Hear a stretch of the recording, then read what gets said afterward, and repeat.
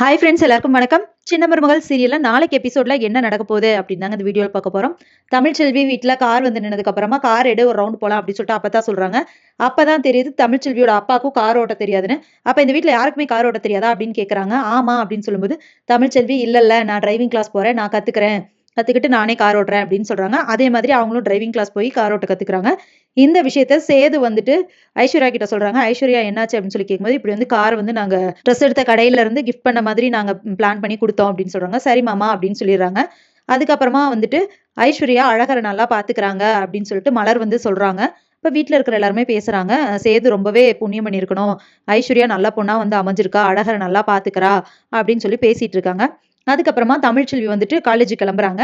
அப்பதான் வந்துட்டு எங்க காலேஜுக்கு பஸ்ல எப்படி போவ அப்படின்னு சொல்லிட்டு கேக்குறாங்க. வேற எப்படி போறது அப்படின்னு சொல்லிட்டு தமிழ்ச்செல்வி கேட்கும்போது அப்பதான் சொல்றாங்க, அதான் கார் வந்துருச்சுல, இனிமே கார்ல போ, நீ தான் டிரைவிங் கத்துக்கிட்டல அப்படின்னு சொல்றாங்க.